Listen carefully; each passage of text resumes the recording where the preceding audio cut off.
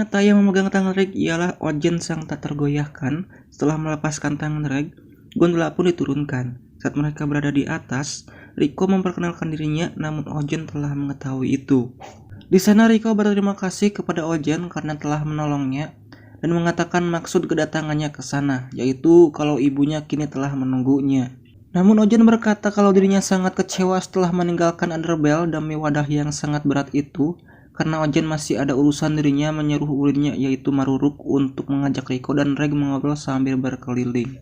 Di mana di sana mereka diberi peluit biru oleh Maruruk untuk sementara mereka di sana, dan Ojen pergi dengan membawa peluit putih milik Lija. Lalu Maruruk menjelaskan mendapatkan peluit biru karena dirinya murid dari peluit putih yang mendapatkan perlakuan khusus, di mana Maruruk bercerita dirinya ke tempat itu karena dibawa oleh Ojen. Setelah dirinya mengalami kecelakaan dan dirinya tidak pernah naik ke permukaan lagi karena dirinya lemah terhadap sinar matahari. Kemudian saat malam hari Riko terbangun karena dirinya ingin ke toilet, namun saat tengah mencari toilet dirinya melihat makhluk yang aneh dan mengerikan. Di mana Riko pun terkejut dan ketakutan, lalu dirinya kembali ke kamarnya yang mana keesokan harinya Riko terlihat mengompol karena tak sempat tipis ditambah dirinya ketakutan saat dia bercerita tentang kejadian itu. Namun tidak ada yang mempercayainya yang tak lama kemudian Ojen pun datang di sana. Yang mana Ojen berkata apa Paman Habo tidak memberitahukan apa-apa pada Riko, yang mana Riko dan Reg disuruh untuk mengikutinya. Dan di perjalanan, Ojen memberitahukan pada mereka kalau peluit putih yang mereka bawa sudah ada di permukaan, yang berarti menandakan kalau Lija telah meninggal. Dan berkata perjalanan Riko untuk mencari ibunya berakhir di tempat itu.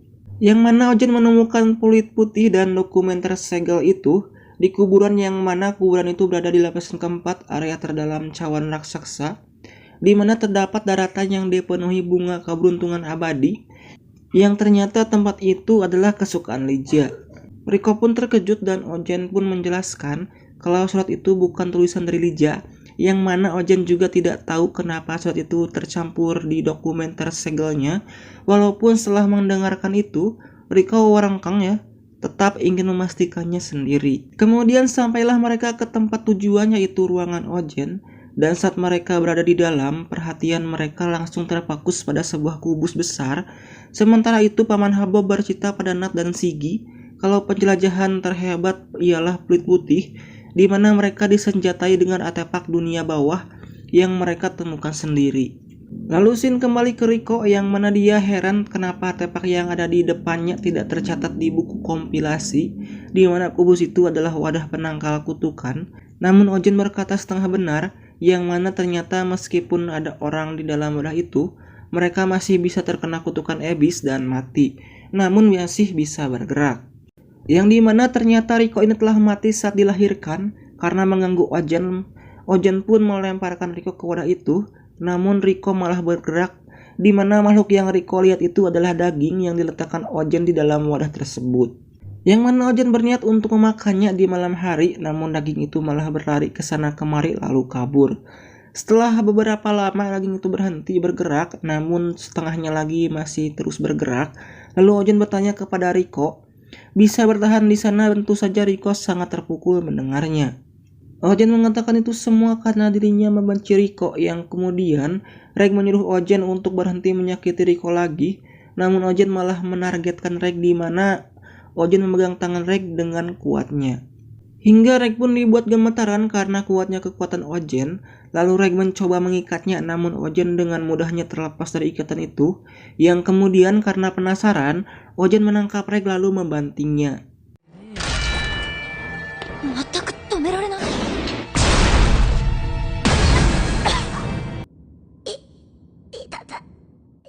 Ternyata benar, tubuh Reg sangatlah kuat dan Maruruk yang tidak tahan melihat itu, dirinya pergi dari sana. Riko yang mencoba menolong Reg dihempaskan oleh Ojen hingga Riko mengalami pendarahan di kepalanya, yang kemudian karena emosi, Reg ingin mengarahkan laser panasnya kepada Ojen, namun Ojen tidak takut, malah dirinya terpesona dengan laser tersebut dan mengarahkannya kepada Riko, di mana dia ingin mencobanya pada Riko, dan saat akan menembak, Reg menendang tangannya sendiri hingga laser itu mengarah ke atas.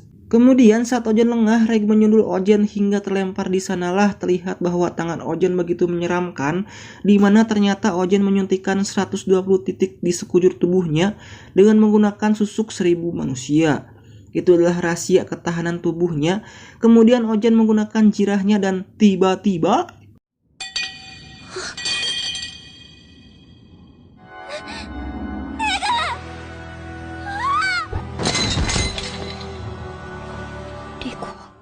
saat Riko tersadar, terlihat Reg sudah babak belur dibuat oleh Ojen.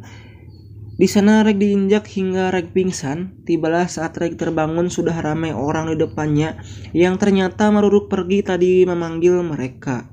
Mereka adalah penjara bawah tanah Regu menjelajah gua Ojen. Ternyata sebelumnya Ojen menyuruh mereka untuk tidak mengganggu, namun Maruruk malah memanggil mereka yang tentu saja Maruruk akan dihukum nantinya. Ternyata perlakuan Ojen tadi merupakan pembelajaran bagi Reg agar Reg mampu melindungi Riko. Sebelum pergi, Ojen berkata tentang kuburan tadi yang ternyata tidak ada orang yang terkubur di sana, yang kemungkinan Lija masih menunggu Riko. Ojen ini ternyata guru dari Lija, di mana Ojen pernah menjadi kepala akademi asuhan, di mana Ojen berniat mendidik mereka selama 3 minggu. Di mana sebelum 3 minggu Regu penjelajah besar berikutnya akan datang ke sana, yang kemudian mereka pergi ke jembatan Ebis yang berada lebih dalam dari perkemahan penjelajah. Di mana di sana mereka akan dilatih bertahan hidup, karena itu tugas pertama dari Ojen. Mereka akan bertahan hidup selama 10 hari dengan peralatan seadanya. Ojen juga melarang mereka pergi ke sebuah pilar yang ditunjuk olehnya. Kalau mereka ke sana, mereka dianggap kabur dari latihan. Sebelum Ojen pergi, Ojen menambahkan kalau Reg harus melindungi Riko tanpa menggunakan lasernya. Itu karena setelah menggunakannya, dirinya akan pingsan setelah 10 menit dan akan terbangun setelah 2 jam. Karena kalau orang yang memakai meriamnya dan pingsan, entah hewan apa yang akan menyerang Riko nantinya. Setelah itu Ojen pun pergi dari sana, yang kemudian mereka berdua mencoba masuk lebih dalam, di mana mereka menemukan sebuah danau kecil yang bersinar. Lalu saat Riko mengambil air, tiba-tiba muncul monster yang mencoba memakan Riko, namun Reg dengan sigap melindungi Riko.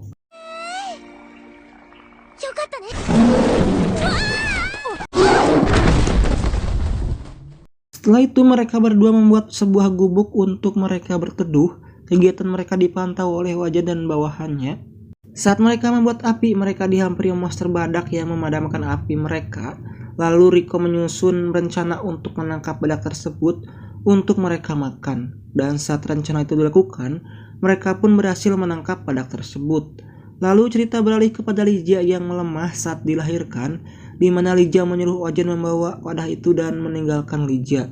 Namun karena Ojen tidak mempunyai tenaga lagi, dirinya meninggalkan wadah yang berisi Riko dan akan membawa Lija naik ke atas beserta Underbell. Dia berniat begitu karena Riko telah mati. Namun di sana mendengar tangisan Riko yang akhirnya Ojen pun membawa wadah itu ke atas. Singkat cerita 10 hari pun berlalu, Reg dan Riko kembali ke penginapan dengan lemasnya. Setelah mereka membersihkan diri, mereka makan bersama Ojen, di mana Ojen bercerita 10 tahun di permukaan.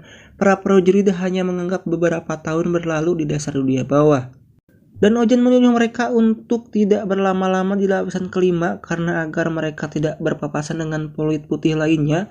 Lapisan kelima yaitu lautan mayat, di mana batas manusia pergi dan kembali hidup-hidup, yang mana beberapa planet putih lainnya juga ada di sana.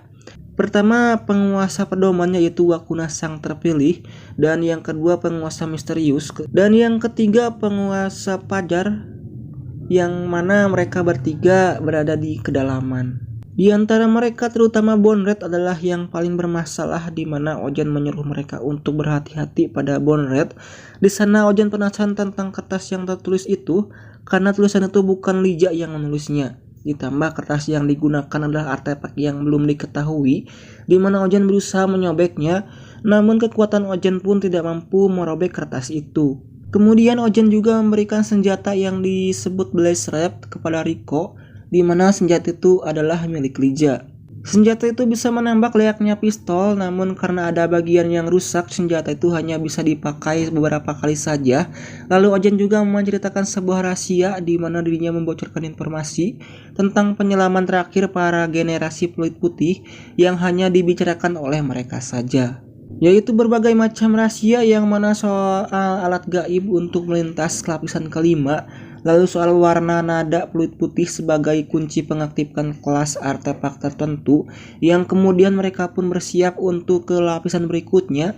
Di sana mereka memberi salam perpisahan kepada Maruruk, kemudian kita mengetahui sebuah fakta kalau sebenarnya Lija belum mati, di mana dia sengaja meninggalkan Riko agar Riko menyusul dirinya yang berada di dasar Abyss, yang menyuruh Ojen berkata kalau Riko adalah mayat hidup yaitu Lija, di mana Lija ingin Riko bebas menentukan jalan hidupnya, yang mana Ojen berjanji akan mengirimkan Riko ke tempat Lija berada. Sementara itu, Riko dan Reg pun mulai melakukan perjalanannya, di mana di depan mereka sudah terdapat lapisan ketiga yaitu tebing besar. Ya mungkin sekian dulu untuk cerita kali ini. Jika kalian suka sama video ini jangan lupa like dan subscribe. Sampai ketemu lagi di video selanjutnya. Bye.